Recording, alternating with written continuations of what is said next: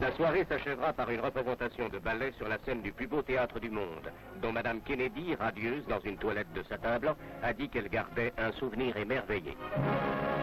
Le temps attendu des chefs des deux grands blocs a eu lieu à Vienne. Monsieur Khrouchtchev, arrivé de Bratislava par le train, avait été reçu par le président Scharf, qui accueillit le lendemain le président Kennedy à sa descente d'avion.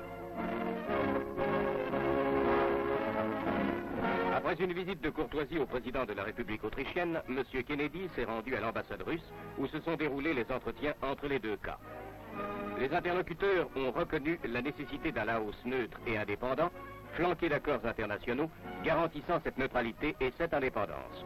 Ils sont également convenus de maintenir le contact sur toutes les questions intéressant les deux pays et le monde entier.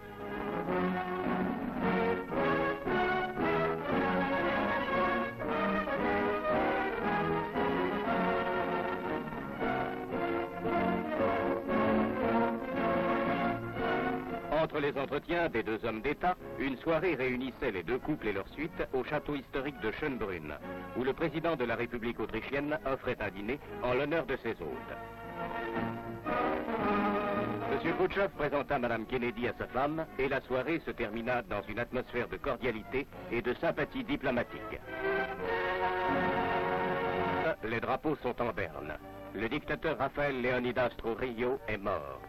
Devant le palais, la foule en pleurs se presse pour voir le cercueil de l'homme qui, pendant 31 ans, l'a gouverné d'une main de fer sans le moindre gant de velours. Le fils du défunt, Rafael Trujillo Jr., général de brigade à 9 ans, est maintenant chef des armées, veille le cercueil de son père. La catastrophe s'est abattue sur la paisible banlieue de Clamart. Comme sous l'effet d'un tremblement de terre, le sol s'est ouvert sur une longueur d'environ 1 kilomètre, engloutissant une vingtaine de pavillons et une usine. Toute la nuit, des équipes de sauveteurs ont travaillé pour tenter de sauver ceux des habitants qui avaient pu échapper à la mort. Bâties sur des carrières, les maisons se sont effondrées, provoquant la rupture des canalisations de gaz. 2 explosions suivirent qui anéantirent le quartier. On a déjà dénombré 19 morts et 45 blessés, et ce bilan n'est malheureusement pas définitif.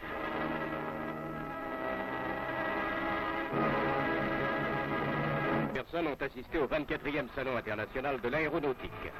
Tour à tour, l'avion français Caravelle, équipé de biréacteurs Rolls-Royce, les avions de transport américains se sont envolés de l'aéroport, précédant le Griffon.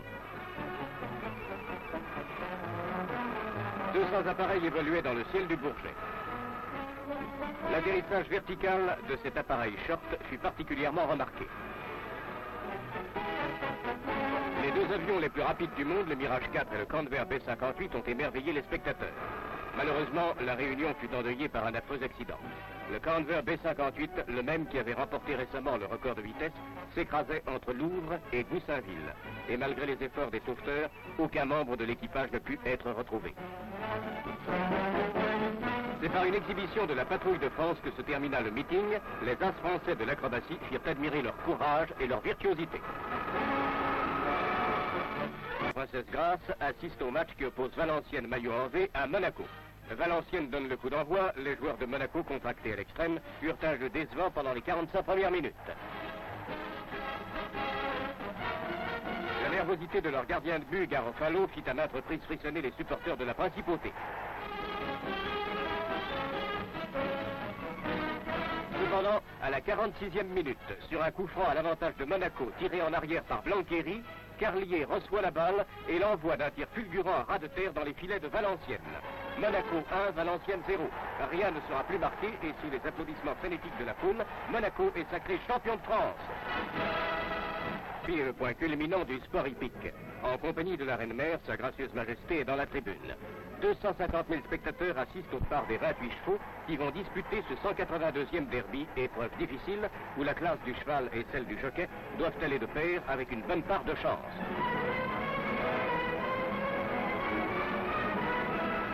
Après le passage de Tottenham Corner, Dick Tadwick, le poulain de Mme Volterra, mène devant Pardaou.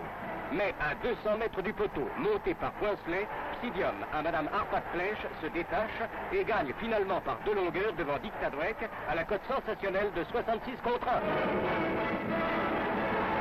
sont massés le long de la piste pour assister à la course traditionnelle d'Indianapolis. 33 voitures, véritables lévriers de l'automobile, prennent le départ pour cette épreuve de 500 miles, soit 800 km en 200 tours de piste. Au 52e tour, un accrochage spectaculaire se produit. Le pilote Tom Davis percute un mur. Les suivants cherchent à l'éviter et une effroyable collision s'ensuit. 5 voitures se heurtent dans un chaos indescriptible. Sautent, retombent les unes sur les autres, semant au vent leurs accessoires. Cependant, par miracle, les pilotes s'en tirent tous avec de légères blessures. La piste une fois dégagée, la course reprend et après avoir doublé Eddie Sachs qui dut s'arrêter pour changer un pneu, A.J. Foyt prend la tête et termine le parcours à la moyenne de 222 km à l'heure. Nouveau record. À son arrivée, il est chaudement félicité par sa femme et gagne 111 000 $.